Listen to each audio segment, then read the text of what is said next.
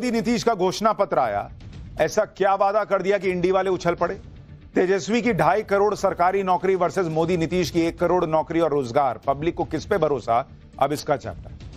बिहार में चुनाव की लड़ाई अब सीधे उन वादों पर आ गई है जो जनता से किए जा रहे हैं। इंडी गठबंधन ने बड़े बड़े वादे करके माहौल बनाया था। अब नरेंद्र मोदी और नीतीश कुमार ने भी बिहार में अपना घोषणा पत्र सामने रख दिया। आज पटना में नरेंद्र मोदी और नीतीश कुमार की टीम ने एनडीए का मैनिफेस्टो जारी किया। इसमें पूरा एनडीए गठबंधन मौजूद था। पूरी तरह से एकजुटता दिखाई गई कि बिहार के लिए पूरा एनडीए एकजुट है। लेकिन नरेंद्र मोदी नीतीश कुमार के इस घोषणा पत्र में क्या क्या है, बिहार के लिए मोदी नीतीश ने क्या वादे किए कि इंडी वाले उछल पड़े। लालू राहुल तेजस्वी ने 2.5 करोड़ सरकारी नौकरी का वादा किया था, उसके जवाब में मोदी नीतीश ने क्या वादे किए हैं। सरकारी नौकरी के मुद्दे से युवा वोटर को साधने की बात हो, या फिर महिलाओं के खाते में पैसा डालकर महिला वोटर अपने पाले में करने की बात हो, या फिर किसानों की बात, या फिर अति पिछड़ा वर्ग के लिए नए वादों की बात। नए नए वादों के मामले में कौन किस पर भारी पड़ा है, आज आपको दिखाऊंगा। साथ ही यह भी बात होगी कि बिहार में वादों की इस जंग के बीच एक और जंग कैसे चल रही है। लेकिन पहले बिहार के लिए वादों पर मचे जबरदस्त घमासान का एक ट्रेलर देखिए।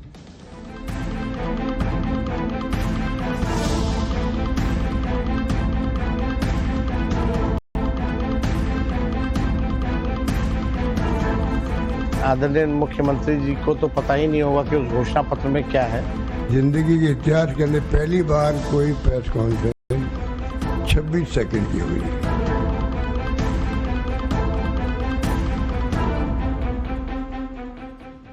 बिहार में सबसे बड़ी चुनावी लड़ाई सरकारी नौकरी के मुद्दे पर हो रही है। लालू राहुल तेजस्वी के इंडी गठबंधन ने इस मुद्दे पर बड़े बड़े वादे कर दिए। आज जब एनडीए का मैनिफेस्टो आया तो नौकरी के वादे पर उन्होंने क्या कहा, दोनों गठबंधनों के मैनिफेस्टो में सरकारी नौकरी को लेकर क्या क्या कहा गया, आपको कंपैरिजन दिखाता हूं। भाई, इंडी गठबंधन ने वादा किया है कि हर परिवार को सरकारी नौकरी मिलेगी। 20 दिन में इसका कानून बना देंगे, 20 महीने के अंदर नौकरी दे देंगे। एनडीए ने भी वादा किया कि 1 करोड़ से ज्यादा सरकारी नौकरी और रोजगार देंगे। मतलब सिर्फ सरकारी नौकरी नहीं, उसमें अपना आपका रोजगार हो, यह उन्होंने ऐड कर दिया, ताकि सरकारी नौकरी तो इतना पॉसिबल नहीं है। उन्होंने कहा कौशल जनगणना कराएंगे, हर जिले में मेगा स्किल सेंटर खोलेंगे, बिहार को ग्लोबल स्किलिंग सेंटर बना देंगे। दोनों में अंतर यह है कि जहां इंडी गठबंधन सीधे सरकारी नौकरी देने की बात कर रहा है, वहीं एनडीए ने सरकारी नौकरी के साथ साथ दूसरे रोजगार और स्किल बढ़ाने पर बात की। तो रियलिस्टिक वादा है, क्योंकि यह सवाल तो सब पूछ रहे हैं कि सबको सरकारी नौकरी कैसे दे दीजिएगा बॉस, इतनी नौकरी कहां है, इतना पैसा कहां से आएगा। इस सवाल का ठोस जवाब अब तक इंडी गठबंधन नहीं दे पाया, सिर्फ वादे करके छोड़ गया। लेकिन एनडीए ने सीधा सीधा कहा कि भाई सरकारी नौकरी देंगे, लेकिन रोजगार भी देंगे, और उसकी संख्या ऑब्वियसली ज्यादा होगी। इंडी गठबंधन इस बात से भी घबराया हुआ है कि नरेंद्र मोदी और नीतीश कुमार ने बिहार की महिलाओं के खाते में जो 10,000 रुपए डलवाए, वो कहीं मोदी नीतीश को बिहार में अब तक की सबसे बड़ी जीत ना दिला दे। इसके जवाब में इंडी गठबंधन ने भी महिलाओं के लिए कई वादे किए, और अब एनडीए ने भी अपने मैनिफेस्टो में महिलाओं के लिए क्या कहा है वो देख लीजिए। इंडी गठबंधन ने बिहार के गांव गांव में काम करने वाली 1 लाख जीविका दीदियों को सरकारी कर्मचारी बनाकर 30,000 रुपए हर महीने की सैलरी देने का वादा किया। आज एनडीए ने अपने मैनिफेस्टो में वादा किया कि महिला रोजगार योजना से हर महिला को 2 लाख रुपए की मदद देंगे। 1 करोड़ महिलाओं को स्किल ट्रेनिंग देंगे, जिससे महिला साल में 1 लाख रुपए कमा सके। इंडी गठबंधन ने कहा था कि 1 दिसंबर से महिलाओं को 2,500 रुपए प्रति महीने देंगे, 5 साल तक 30,000 रुपए हर साल देंगे। एनडीए ने कहा कि महिलाओं को मासिक पेंशन 400 से बढ़ाकर 1100 किया जा चुका है। इसके अलावा आशा वर्कर्स की सैलरी 3,000, आंगनबाड़ी वर्कर्स की सैलरी 9,000 रुपए बढ़ाई जा चुकी है।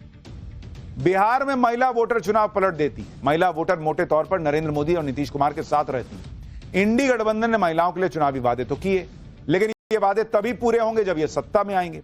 बिहार की महिलाएं ये देख रही है कि नरेंद्र मोदी और नीतीश कुमार ने पहले ही महिलाओं को 10,000 रुपए दिए हैं, और वो महिलाओं को स्किलफुल बनाने की बात कर रहे हैं। कह रहे हैं जो अच्छा काम कर रही होंगी उनको और आर्थिक मदद देंगे। मतलब खाली पैसा दे देने की बात नहीं है कि फ्री में पैसा अकाउंट में आ गया, आपको सक्षम बनाने की बात जो है वो एनडीए कर रहा है। इंडी वाले कह रहे हैं कि पैसा लीजिए बस। और इसलिए कहा जा रहा है कि एनडीए का घोषणा पत्र रियलिस्टिक है बॉस, वो पॉसिबल है पूरा करना। इंडी वाले हवा हवाई सपने दिखा रहे हैं। इसके अलावा इंडी गठबंधन और एनडीए के मैनिफेस्टो में जो और अंतर है, उनमें किसानों के लिए इंडी गठबंधन ने कहा कि मंडियों को फिर से सक्रिय किया जाएगा, सभी फसलों की एमएसपी पर खरीद की गारंटी दे दी। एनडीए ने आज वादा किया है कि पीएम किसान सम्मान निधि की तर्ज पर कर्पूरी ठाकुर किसान सम्मान निधि शुरू करेंगे, जिसमें 3,000 रुपए हर साल एक्स्ट्रा मिलेंगे। यानी पीएम किसान निधि का 6,000 तो मिलेगा ही, 3,000 रुपए एक्स्ट्रा मिलाकर यानी 9,000 रुपए किसानों को मिलेंगे। इसके अलावा इंडी गठबंधन ने कहा था कि वो हर परिवार को 200 यूनिट बिजली फ्री देंगे। 25 लाख रुपए तक का स्वास्थ्य बीमा देंगे। एनडीए ने अपने घोषणा पत्र में कहा कि वो 125 यूनिट फ्री बिजली देना जारी रखेंगे, उसके ऊपर नहीं देंगे, और आयुष्मान भारत के तहत 5 लाख का मुफ्त इलाज जो मिल रहा है वो देते रहेंगे। बिहार में एनडीए ने मैनिफेस्टो जारी किया तो इंडी गठबंधन ने इसे जुमला बता दिया। एनडीए के मैनिफेस्टो को लेकर इंडी गठबंधन और विपक्ष क्या कह रहे हैं, एक बार वो भी सुनिए, फिर आपको बताता हूं कि जो पिछड़ा वर्ग है उसके लिए एनडीए क्या लेकर आया है। देखिए, आज हम लोगों ने देखा कि मैनिफेस्टो जो है जारी जैसे किया गया वैसे ही खत्म भी होगी, यानी 30 सेकंड के अंदर जो है इनकी घोषणा पत्र का जो कार्यक्रम था वो खत्म हो गया है। आदरणीय मुख्यमंत्री जी को तो पता ही नहीं होगा कि उस घोषणा पत्र में क्या है, शायद उनको बोलने ना दिया जाए, इसलिए जो है जल्द से जल्द जो है ये खत्म कर लिया गया।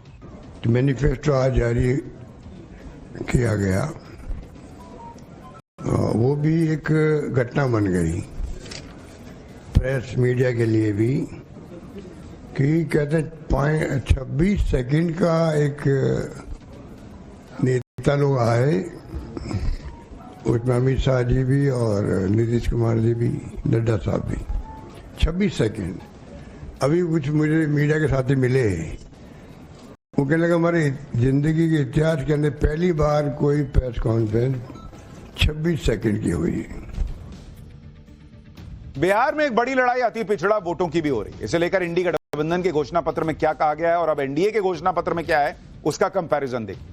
इंडी गठबंधन ने SC/ST एक्ट की तर्ज पर अति पिछड़ा एक्ट लाने का वादा किया, आरक्षण की 50% सीमा को बढ़ाने और अति पिछड़ा वर्ग के लिए पंचायत नगर निकाय में आरक्षण बढ़ाकर 30% करने का वादा किया।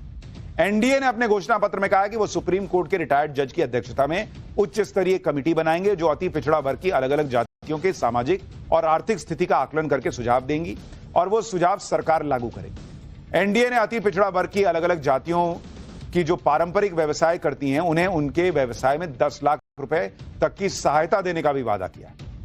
अति पिछड़ा वोट नरेंद्र मोदी और नीतीश कुमार के साथ रहा है, लेकिन बिहार में इस बार अति पिछड़ा वोटों पर इंडी गठबंधन खेल करना चाह रहा है, इसलिए बड़ी लड़ाई अति पिछड़ा वोटों को लेकर हो रही है। बिहार की चुनावी राजनीति में मोस्ट बैकवर्ड यानी ईबीसी सबसे अहम फैक्टर है।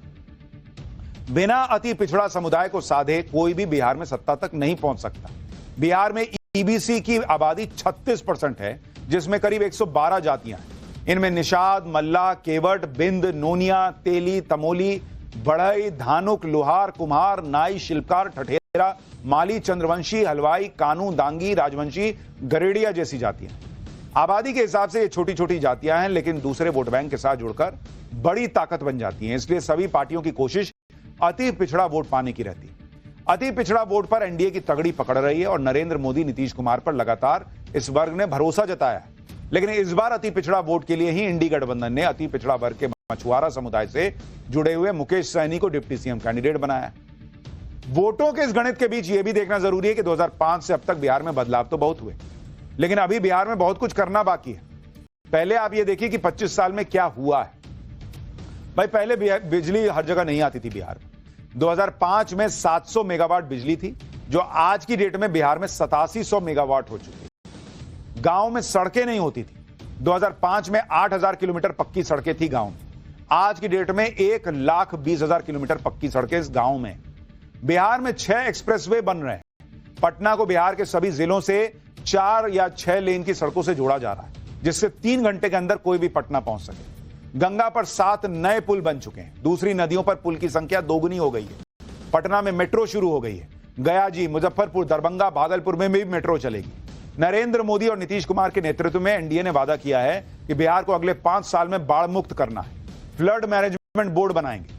2030 तक सभी जिलों में पाइप्ड नेचुरल गैस का नेटवर्क बिछाने का प्लान है, जिससे हर परिवार को आसान और सस्ता रसोई गैस कनेक्शन मिल सके। एनडीए का यह भी वादा है कि बिहार में केंद्र के सहयोग से Delhi, Patna, Kolkata bullet train corridor भी बनाया जाएगा। यानी एक तरफ ऐसे सपने हैं तो बिहार के लिए कड़वी हकीकत भी है कि अभी भी बिहार के सामने बहुत चुनौतियां हैं बॉस। आपको बिहार के कुछ आंकड़े दिखाता हूं। बिहार में करीब 40% लड़कियां ऐसी हैं जो कभी पढ़ाई के लिए स्कूल ही नहीं गई। इस मामले में 29 राज्यों में बिहार 28वें नंबर पर है, यानी सबसे पिछड़ा हुआ है। तो यह सवाल भी एनडीए से है कि ये अब 20 साल में क्यों नहीं कर पाए। बिहार में 20 से 24 साल की लड़कियों में 41% लड़कियां आज भी ऐसी हैं जिनकी शादी 18 साल से की उम्र से पहले हो गई। इस मामले में भी बिहार 29 राज्यों में 28वें नंबर पर है, यानी सबसे पिछड़ा। यह क्यों नहीं रोक पाए Nitish ji? Human development index में बिहार 27वें नंबर पर है, यानी सबसे नीचे। क्लास 9 से 10 के बीच ड्रॉप आउट रेट बिहार में 20% है, जो देश के 29 राज्यों में 27वें नंबर पर है, यानी यहां भी बिहार सबसे पिछड़ा है। हायर एजुकेशन में एनरोलमेंट का आंकड़ा बिहार में सिर्फ 17% है, जो देश के 29 राज्यों में 28वां नंबर है, यानी सबसे पिछड़ा। प्रति व्यक्ति आय के मामले में बिहार देश में सबसे पीछे है।